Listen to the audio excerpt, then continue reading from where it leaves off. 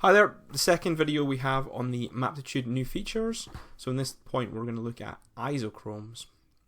So what are isochromes? So we start off with the ability to create travel time zones. So going back to the previous data we had, I've read in the bases. So we have all 22 bases there within South Wales, and I may want to go into Maptitude and perform some drive time rings.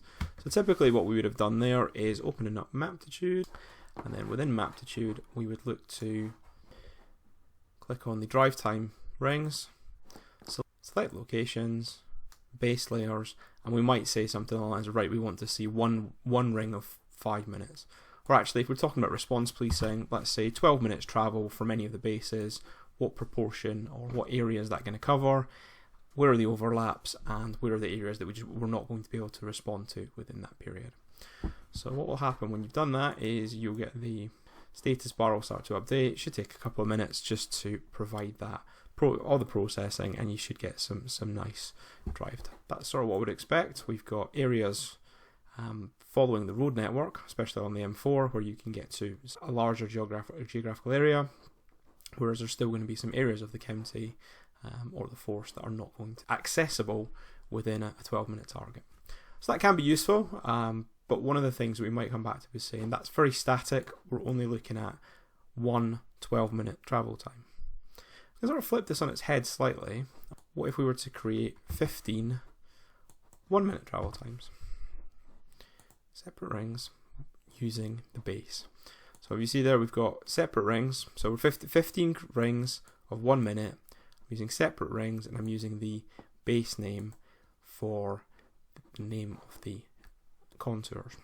So I'm going to click this. This is do I want to replace, because I've already got this one here. Yep, not too bothered about that one. It's going to take a little bit longer. As you'll see that's just progressing through. It's not going to take a huge amount of time. There's only 22 bases, but it's 22 times 15 is the calculation, so it will take a few minutes to generate those. What that's going to give us then is a kaleidoscope of colours, which is fine, but it's also going to give us the ability to put this into an analytical tool and do some analysis with that and show how those drive times and the coverage would change depending on the thresholds we want to look at. So there we get each of the drive times, and you do see there's some overlaps here, particularly around Swansea, and in Cardiff you see the different colours that are being generated.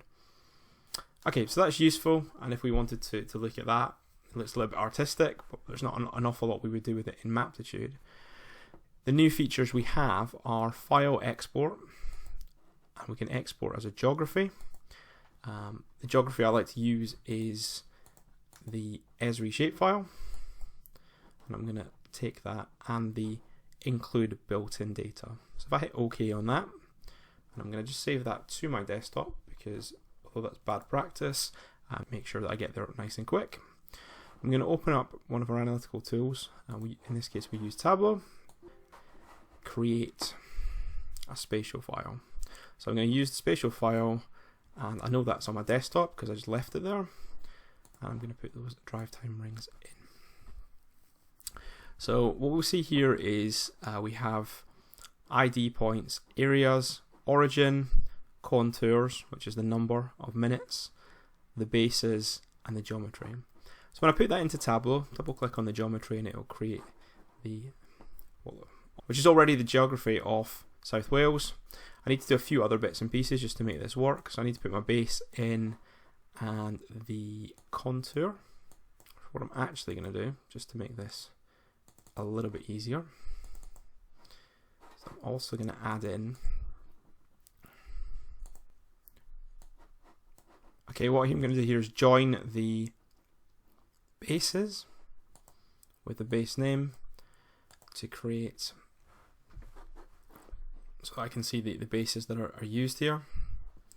And what I'm going to do is bring that into my view, so I can not only show I want to show the drive rings, but also the base point. So I'm going to make that point.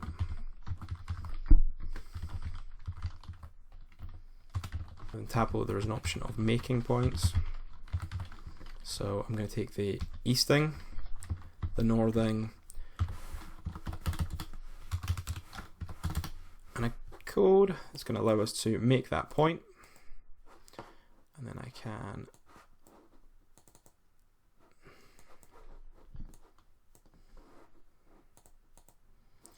create a new set of points. So that's going to be our bases. So I'm going to color them black, and I'm going to put the base name on there. So on the right hand side there, we've got all of the base names, and that's all good. So dual axis this, so it's all brought together. Now that's cool because it's going to do, we can see all the contours, the color of those contours, so that the further away we get, the more the color changes. Okay, so I'm very well aware that that is pretty ugly, and actually we probably don't want to look at all 15. What we might want to do is to say, well, we know that our overall target is 15 minutes.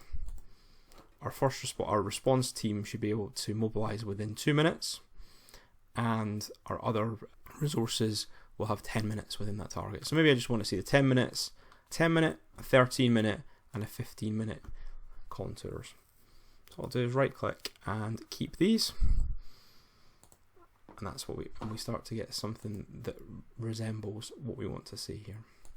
So a bit of analysis here, so if we just want to see what we can get to within 10 minutes from our bases, that's the areas that will be covered. If we just want to see what's 13 minutes or 15 minutes here. So I'm going to do 15 minutes, keep that. And then you've got your, in the background, the bases stay where they are, they're not going to move. But we also have the ability to see areas where there's overlap. Or alternatively, we can always change that contour and say, actually, what can we get to within 5 minutes of our base? And obviously that shrinks your contours there.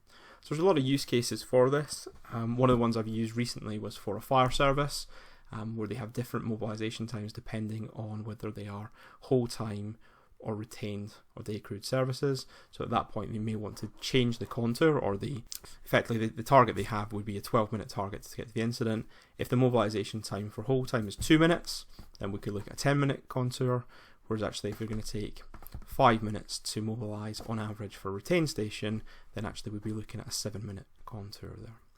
So certainly using the power of Maptitude, we're able to sort of inform some of those decisions, discussions around what the proper response area would look like depending on a couple of factors that you want to apply there. So it can be very useful in terms of putting stuff onto a map and being able to see the changes there. Thanks very much. Cheers.